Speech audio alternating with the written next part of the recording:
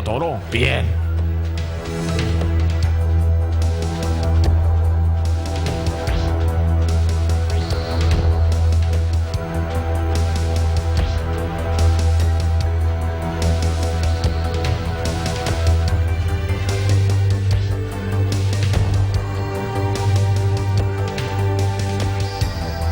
Desde la década de 1950, los adventistas del séptimo día han llegado a ser uno de los pueblos más estudiados del mundo.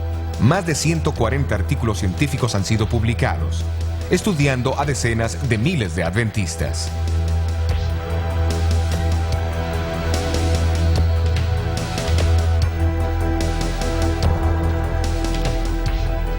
¿A cuánto está? 12 sobre 10. Mejor posible. Muy bien.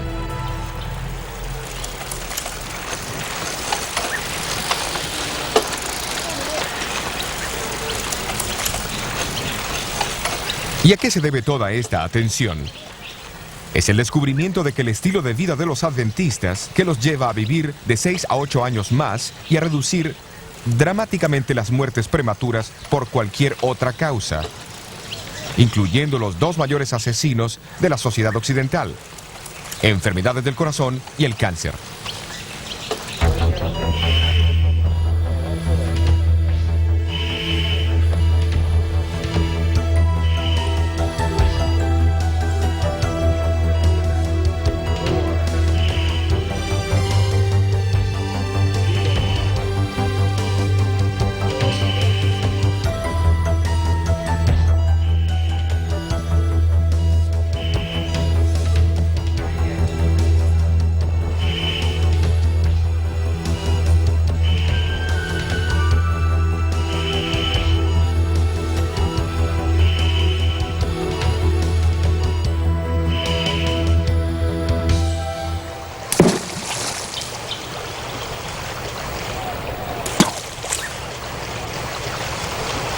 ¿Cuál es la forma mágica? La ciencia moderna ha establecido claramente que existe un estilo de vida que promueve la salud y reduce dramáticamente el riesgo de enfermedades. Incluye una dieta variada de frutas, granos enteros, nueces y vegetales, y evitar la carne y productos que contengan grasa animal.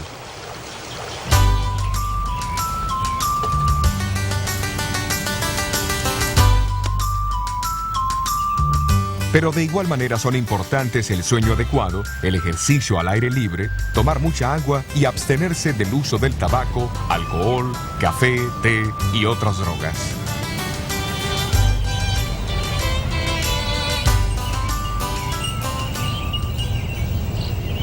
Pero ¿cómo pudo ser que un grupo tan pequeño y relativamente desconocido llegase a adoptar principios tan avanzados más de 120 años atrás? Después de todo, hasta la mitad del siglo XIX, nadie entendía la causa de la enfermedad. La prueba para la teoría del germen todavía estaba en el futuro. No existían rayos X, aspirina, antibióticos o antiasmáticos. Abundaban la difteria, la fiebre amarilla, la tifoidea, el cólera y el sarampión. La tuberculosis, conocida como la plaga blanca, era la mayor causa de muertes en el noroeste urbano de los Estados Unidos y era aceptado como una forma de aflicción divina. La fiebre palúdica, llamada malaria, era considerada una condición normal de los inmigrantes occidentales. Pero más absurdas que las mismas enfermedades eran las supuestas curas. Para aliviar el sufrimiento de los pacientes, los doctores prescribían calomel o cloruro de mercurio, estricnina, arsénico, mercurio, salitre, opio, alcohol y tabaco. Muchos médicos prohibían a sus pacientes el uso de agua interna y externamente, mientras otros realizaban amputaciones con todo menos instrumentos adecuados y sin los beneficios de anestésicos.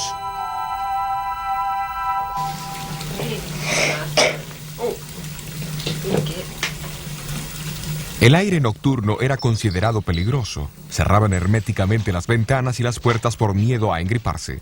Las persianas permanecían siempre cerradas para evitar el descolorido de los muebles, mientras que los ciudadanos urbanos no practicaban ejercicios ni se bañaban.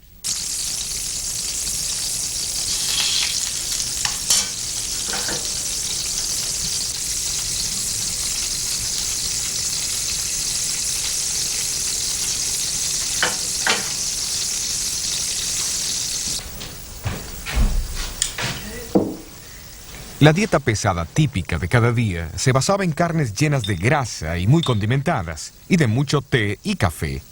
La mayoría comía en grandes cantidades a cualquier hora del día o de la noche.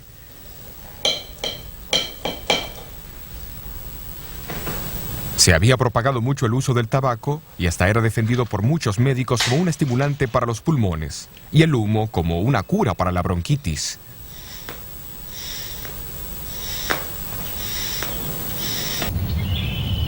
Casi nadie veía la relación entre la dieta y las enfermedades prevalecientes. El misionero pionero adventista J.N. Andrews expresó la creencia casi universal y citó sus palabras que las enfermedades estaban, en la mayoría de los casos, fuera de nuestro control y que eran ordenadas por la mano de Dios. Digo casi nadie porque en medio de esta confusión médica, unas pocas voces llamaban por una reforma. Hombres como Silverio Graham, que llegó a ser el líder del movimiento americano pro salud de los 1830. Él llamaba a regresar a la naturaleza y a los métodos naturales de curación y recomendaba una dieta simple, incluyendo el vegetarianismo y especialmente productos de trigo integral. Los alimentos tenían que ser preparados sin especias y estimulantes como fuese posible. También condenó el tabaco, el té y el café, las bebidas alcohólicas y las drogas comúnmente usadas en las medicinas de aquel entonces. Aunque su reforma decayó en 10 años, enseguida otros la asumieron con entusiasmo renovado. La hidroterapia, que es curar con agua, hielo y vapor, llegó a ser popular en América bajo el liderazgo de doctores como Jaime Jackson y Russell Troll. Ambos supervisaban instituciones de hidroterapia y promovían la reforma pro salud, y ambos tenían una estrecha relación con los pioneros de la nueva iglesia adventista.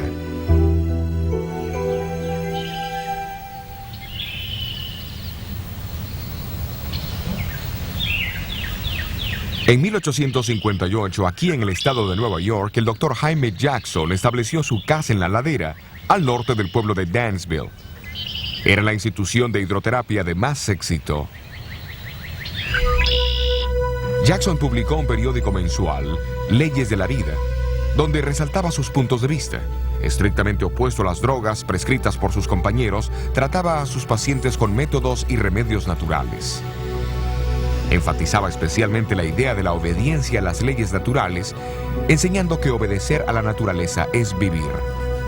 Creía que el maltrato del cuerpo también afectaba las capacidades morales del hombre, debilitando así su carácter. Entre los 1840 y 50 hubieron movimientos de reforma pro salud, pero al mismo tiempo existía gran ignorancia y descuido con respecto a la salud y la higiene entre la población de América. Fue en ese tiempo que Dios decidió alertar a los adventistas, guardadores del sábado, de su preocupación por la salud y la felicidad de todos. Como en los tiempos bíblicos, Él usó el don de profecía. Entre los años 1844 a 1848, Elena White recibió muchas visiones, pero ninguna trataba los principios de salud. En el otoño de 1848, se le fue mostrado que no solo el tabaco era perjudicial para la salud, sino que también lo eran el té y el café. Mucho antes que la ciencia descubriese la relación entre el tabaco y las enfermedades fatales y mostrase los peligros del excesivo consumo de café, muchos miembros de la iglesia comenzaron a alterar su estilo de vida en respuesta al llamado de Elena.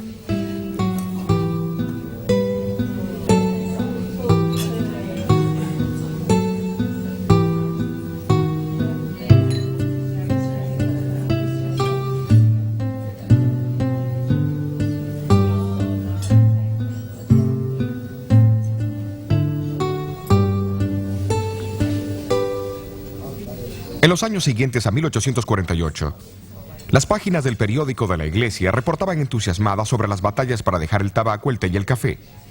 A fines de invierno de 1854, Elena White informó de otra visión que hablaba en contra de los alimentos abundantes y grasosos, tan comunes en la época. También recomendó que las personas cuidasen la salud otorgada por Dios, observando estrictamente la limpieza personal y del medio ambiente. El pueblo de Otsego está situado a una media hora de viaje en auto al este de Battle Creek. A comienzos de junio de 1863, Jaime y Elena White y un número de amigos viajaron a Otsego y vinieron a esta casa que pertenecía entonces a Aaron Hillier. Durante el culto familiar del viernes por la noche, Elena White comenzó a orar por su esposo que estaba mal de salud y deprimido por la condición de la iglesia de Battle Creek.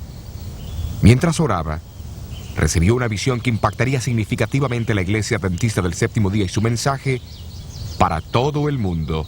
En la visión, Elena White presenció el papel que la carne ha jugado en el descenso de la raza humana desde el tiempo de Adán.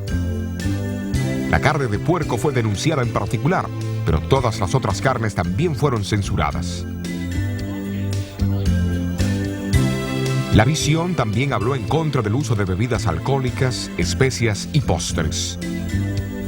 El tabaco fue descrito como un veneno dañino y maligno.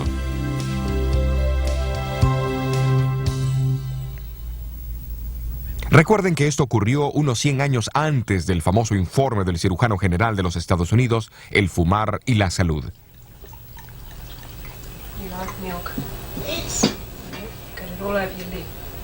Elena dijo que el té y el café tenían efectos similares a los del tabaco, solo que en menor grado. Le fue mostrado que comer demasiado, aunque alimentos buenos, o comer entre horarios o antes de irse a dormir, es distintivamente malsano. En el tratamiento de enfermedades, vio el terrible efecto de las drogas de ese entonces: el arsénico, la estricnina, el calomel y otras. Dijo que drogas venenosas también podían causar defectos en el feto, un hecho trágicamente confirmado por estudios científicos subsecuentes.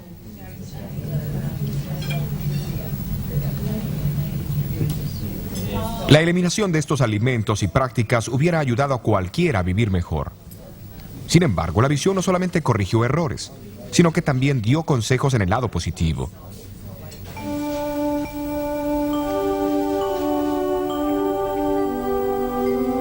Elena recalcó la importancia de tomar mucha agua, hacer ejercicios regularmente al aire libre, permitir la entrada de la luz del sol y el aire fresco en la casa y del baño diario.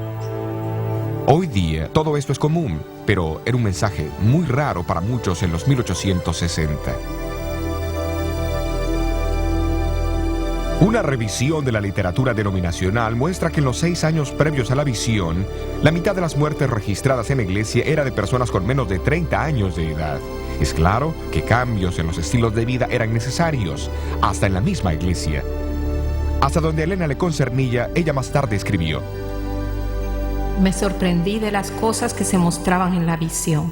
Muchas de ellas estaban en contra de mis propias ideas. A pesar de eso, ella fue clara sobre las implicaciones del mensaje pro salud.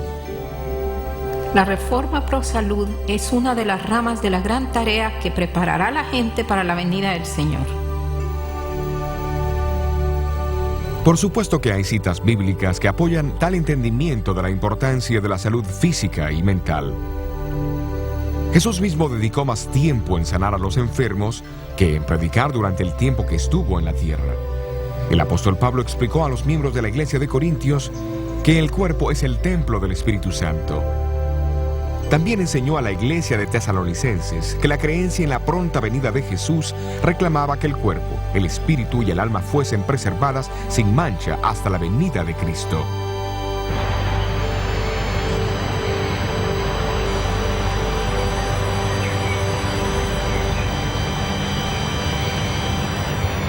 No es difícil ver que los conceptos de Elena White apenas servían para magnificar los puntos bíblicos de que cada persona tiene que rendir cuentas a Dios por la preservación de la salud. Pero ¿cuánto tiempo dependió ella de sus contemporáneos para obtener información? Elena White declaró que no leía ninguna literatura sobre salud, ni sabía de la revista del Dr. Jackson, Las leyes de la vida, antes de la visión. Por su itinerario ocupado, no pudo publicar la publicación hasta 1864. No fue hasta después de esto que leyó algunos de los libros y revistas populares sobre salud, de los cuales dijo: Me sorprendí al ver que están en armonía con lo que el Señor me ha revelado. Cuidadosamente seleccionó extractos de estas revistas que fuesen consistentes con lo que había visto en visión y los incluyó en sus publicaciones sobre salud en 1865.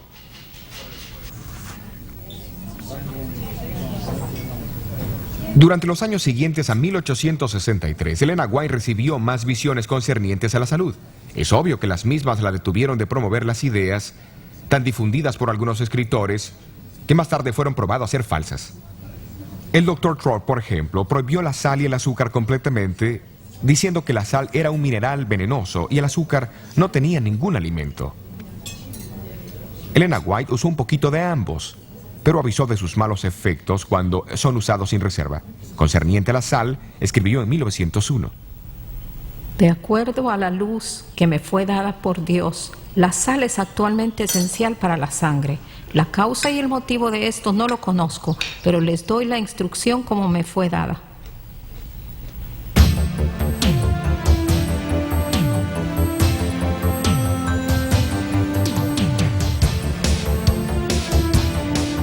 Mucho antes que los efectos del colesterol fuesen conocidos, ella escribió que el aceite de oliva era mucho más preferible que la grasa o el aceite animal.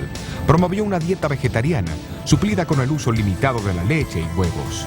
Mucho antes que la ciencia confirmara sus beneficios, en verdad se ha descubierto que una dieta vegetariana promueve la resistencia de los atletas significativamente. Su preocupación sobre los alimentos refinados y el uso de mucho azúcar había sido ampliamente confirmado por investigaciones científicas.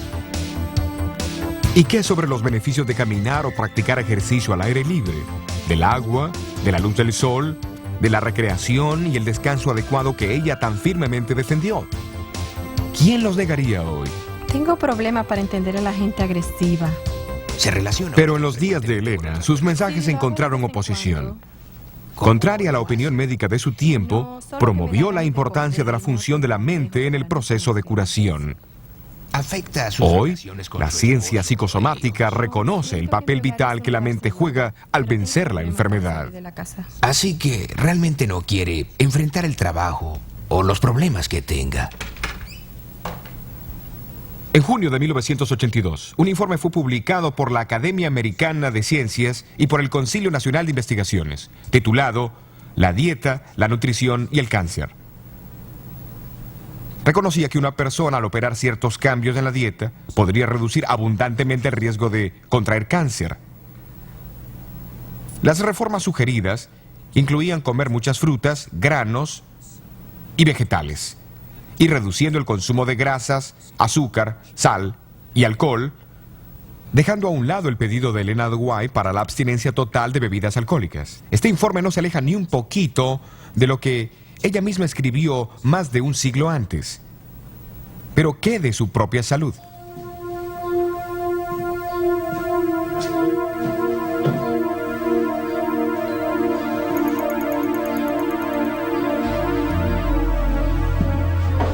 La visión de junio de 1863 fue dada a Elena cuando estaba muy débil, enfermiza, propensa a frecuentes mareos y desmayos. Sufrió del corazón toda su vida y sufrió de parálisis 5 veces antes de 1870.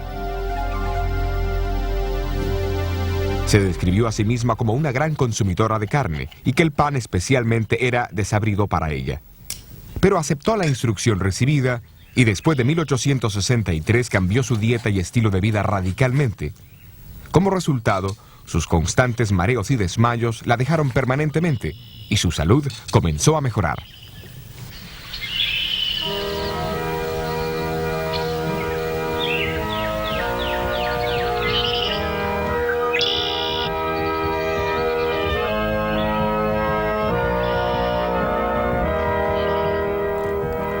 Uno o 2 años antes que Elena White falleciera a los 87 años de edad, Arturo Spalding, el historiador y cuentista, la visitó en Ellis Haven.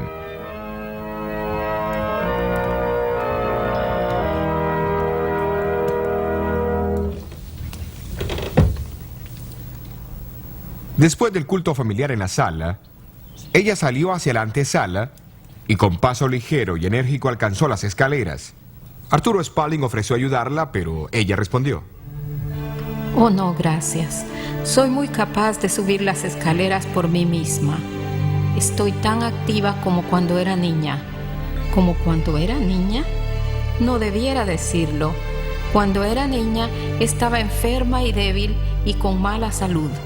pero ahora el Señor me ha sanado y fortalecido y me siento mejor, mucho mejor que cuando era niña. Casi al final de su carrera, el Dr. Clyde McKay, profesor de nutrición en la Universidad de Cornell en Nueva York, fue introducido a los escritos sobre alimentación y nutrición de Elena White. Se impresionó profundamente y se quedó particularmente intrigado por saber las fuentes de esa información. Preguntó cómo una mujer con casi ninguna educación podía dar consejos de salud tan avanzados para su tiempo. Rechazó la idea de que los había copiado de sus contemporáneos. Después de todo, ¿cómo hubiese sabido cuáles ideas usar y cuáles rechazar de entre la perpleja colección de teorías y consejos sobre salud del siglo XIX? Muchos de los cuales fueron bastante irracionales y han sido descartados desde entonces. Él creyó que Elena tendría que ser una mujer sorprendente, con conocimientos avanzados a su tiempo, para hacer esto con éxito. Después de leer extensamente los escritos sobre salud del Dr. McKay, comenzó a dar conferencias con los conceptos de Elena White a varias sociedades profesionales. Estoy impresionado con la exactitud de sus enseñanzas a la luz de la ciencia de nutrición moderna. A pesar del hecho que sus obras fueron escritas mucho antes de la llegada de la nutrición científica moderna, no existe ninguna guía mejor disponible hoy. En 1865, la Iglesia Adventista había alcanzado una membresía de unos 4,000.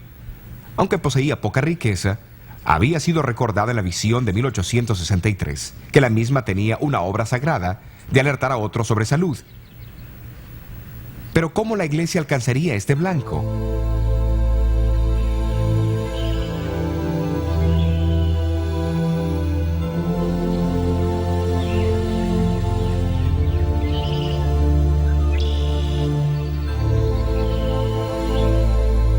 En agosto de 1865, Jaime White se rindió a las presiones y a las cargas de liderazgo de la iglesia y sufrió un agotamiento en su salud. Su esposa lo trajo aquí a la casa de la ladera, en Dansville, para ver al Dr. Jackson, donde fue tratado por unos 3 meses. Los White tuvieron una oportunidad de observar los principios de la reforma pro salud en práctica y encontraron mucho que alabar. Pero descubrieron que algunos de los principios de curación eran contrarios a las enseñanzas de Jesús. En verdad, recibieron algunos consejos médicos que podrían haber sido fatales en el caso de Jaime White.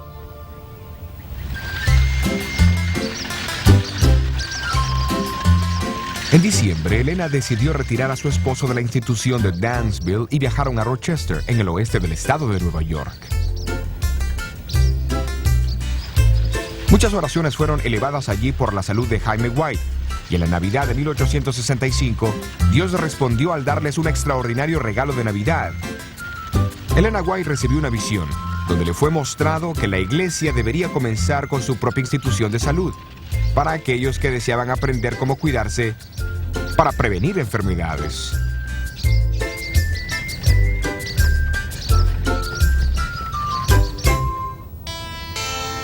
En el siguiente año, una vieja casa remodelada fue comprada al oeste de Battle Creek, Michigan, quien en ese entonces era un próspero pueblo industrial con una población de 5,000.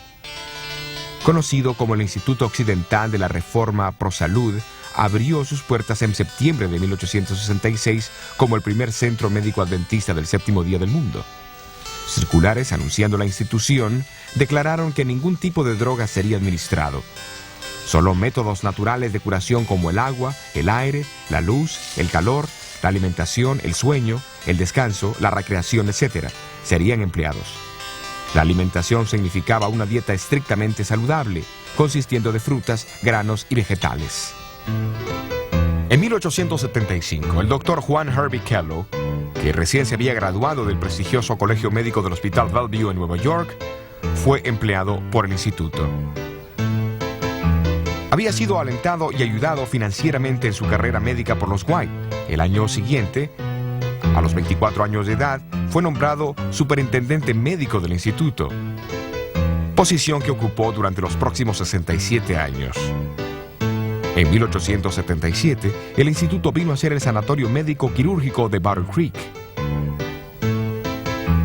Fue en el mismo año que Louis Pasteur presentó su teoría del germen a la Academia Francesa de Ciencias. El prestigio de la medicina estaba a punto de experimentar un cambio y el Dr. Kellogg jugaría un papel importante. Cuando la reputación del sanatorio se expandió, se agrandaron considerablemente los edificios y para 1885 era la institución de ese tipo más grande del mundo. A fines de los 1890, el personal contaba con casi 1000. Kellogg llegó a ser muy conocido como administrador, doctor, cirujano, autor, conferenciante, inventor y fabricante de alimentos. Porque leía mucho y viajaba a Europa para estudiar con los doctores sobresalientes de allí, estaba al tanto de todos los últimos adelantos en el conocimiento médico. Fue el autor de casi 50 libros, con una publicación de más de 1 millón de copias. Algunos fueron las primeras obras científicas autorizadas que se publicaron en América en sus campos respectivos. Fundó un colegio de medicina y en su vida realizó más de 22.000 operaciones quirúrgicas. La última cuando tenía 88 años de edad. Sus cirugías eran tan perfectas que la cicatriz de Kellogg llegó a ser una marca de fábrica. Condujo más de 5.000 conferencias públicas a cientos de miles de americanos. Vestido de blanco, regularmente hablaba con el sanatorio sobre los últimos progresos médicos y el sistema de vida saludable que promovió siempre. Inventó muchos tipos de aparatos para tratar a los enfermos, incluso este caballo mecánico. El presidente Coolidge usó uno para su ejercicio diario en la Casa Blanca.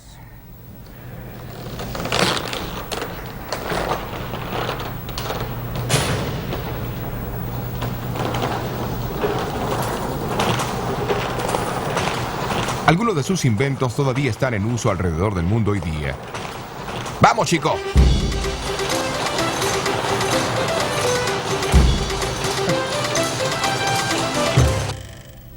Kellogg también produjo variedades de alimentos de salud, incluso los copos de maíz que cambiaron el hábito de desayunar de millones.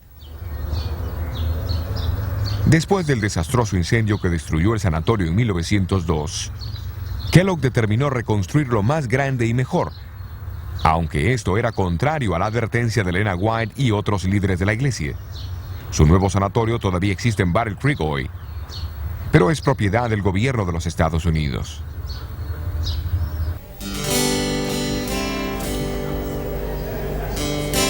Su pórtico y entrada impresionantes acogieron a muchos que vinieron a Kellogg para tratarse y aprender sus consejos sobre salud. Aunque más tarde abandonó la iglesia, siguió defendiendo sus principios de salud.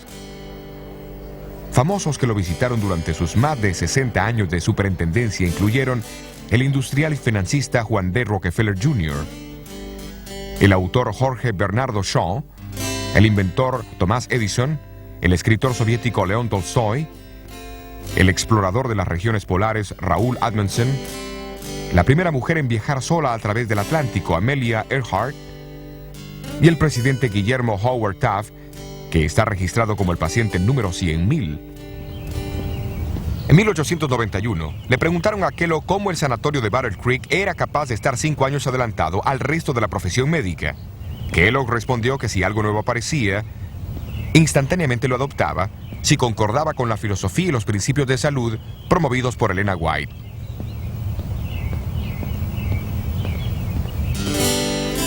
En 1901, se informó que 27 sanatorios adventistas y 31 salas de tratamiento estaban en funcionamiento no solo en los Estados Unidos, pero también en Suiza, Dinamarca, Inglaterra, Alemania, África del Sur, India, México, Australia, Nueva Zelanda y en las islas del Pacífico.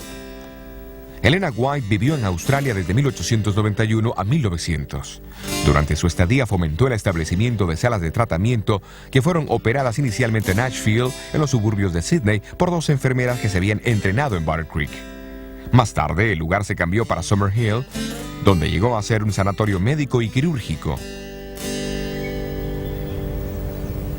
En 1899, Elena White pidió la construcción de un sanatorio apartado del centro de Sydney, donde se presentarían los valores espirituales y los sanos principios de la curación mental y física. Más tarde ese año, Elena estaba en el grupo que viajó desde la estación de Thornley, un suburbio del norte, por las vías alrededor de la roca Cabeza de Perro, para inspeccionar una propiedad de 75 acres, que era la mejor tierra en el área de Sydney. En los próximos años, un sanatorio de 100 camas fue construido. Fue oficialmente inaugurado el 1 de enero de 1903.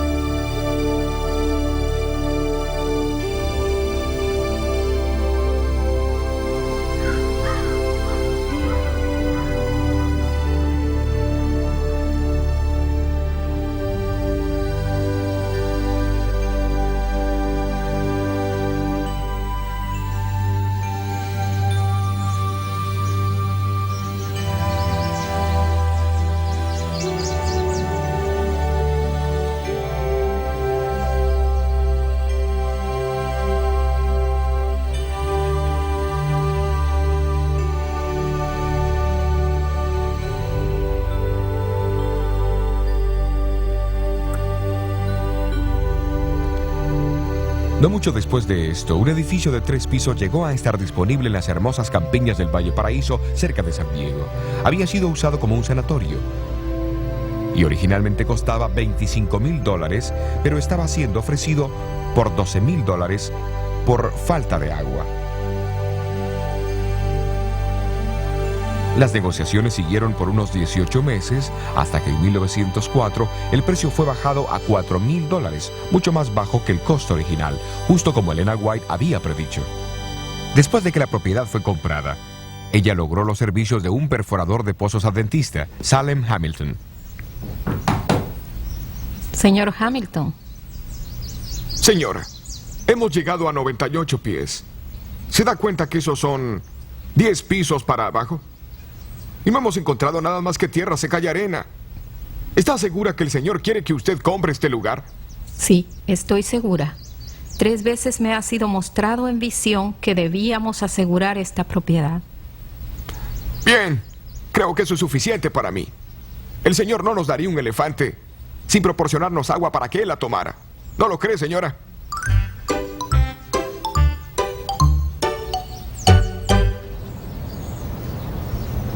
Salem Hamilton volvió a perforar y en el transcurso de 1 hora escuchó el ruido de un río subterráneo.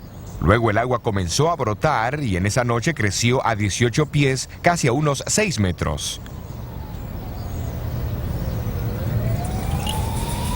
El abastecimiento de agua del sanatorio estaba asegurado. Operado por la Iglesia Adventista del Séptimo Día, el Hospital del Valle Paraíso continúa ofreciendo su ministerio de curación a la comunidad vecina.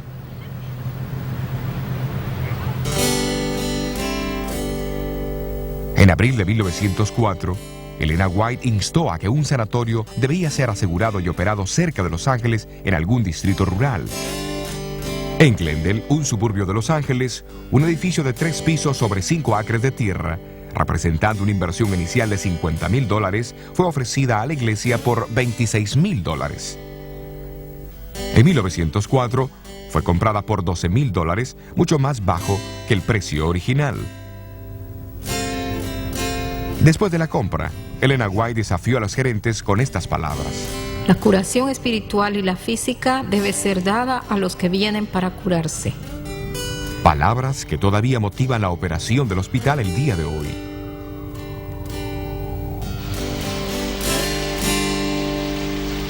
Pero tenía que haber un tercer sanatorio en el sur de California. Tan pronto como en octubre de 1901, Elena White había visto en visión que cerca de Los Ángeles había un edificio ocupado con árboles frutales en el terreno del sanatorio. Esta visión fue tan real para ella que le parecía estar caminando por el terreno, conversando con los pacientes y hasta viviendo allí. Ni el Valle Paraíso ni Glendale reunían esta descripción.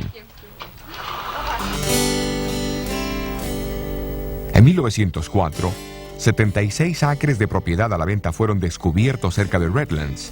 Fue llamada Loma Linda e incluía enormes jardines y huertos, hermosos parques, muchos árboles de sombra, caminos para carretas y veredas de cemento. Entre los edificios de la cumbre de la Loma Linda había un hotel de 4 pisos con 64 cuartos, iluminado con electricidad, con calefacción a vapor y con abundancia de agua fresca. El costo original era de $150,000. El precio de la compra final fue $38,900, mucho más bajo que el precio original. El 12 de julio de 1905, Elena White llegó a Loma Linda por primera vez. Mientras iba viendo los edificios y el terreno, repetidamente dijo que reconocía todo como el lugar que había visto en visión 4 años antes. La garantía de este sanatorio, completamente equipado y amueblado, es una de las más hermosas providencias que el Señor nos ha brindado. Loma Linda llegará a ser un importante centro educativo. Una escuela será establecida aquí para entrenar evangelistas en la verdadera medicina. Tendrá que ser de la más alta categoría.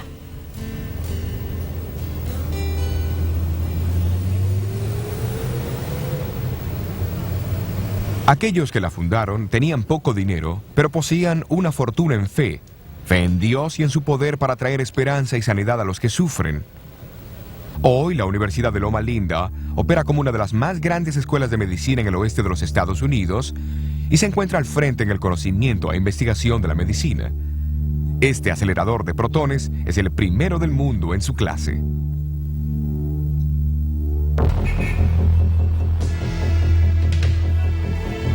Junto con los cientos de otras instituciones adventistas del séptimo día del cuidado de la salud alrededor del mundo, el blanco del Centro Médico de Loma Linda no es solamente hacer que hombres y mujeres estén bien físicamente, sino que a través de un ministerio de compasión y servicio cristiano, también traerles sanidad espiritual y a una unidad con Dios para prepararlos para el pronto regreso de Cristo. Tal blanco refleja el propósito predominante del programa adventista para el cuidado de la salud, como le fue revelado a la iglesia a través del don profético otorgado a Elena White. Ese propósito envuelve mucho más que adoptar una dieta vegetariana o decidir parar de fumar o de tomar alcohol. Abarca no solo la cura de enfermedades, pero también su prevención.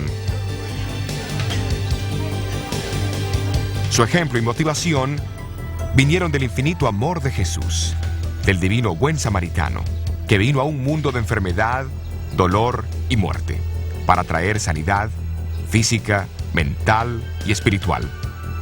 Hoy, Él nos pide que sigamos sus pisadas.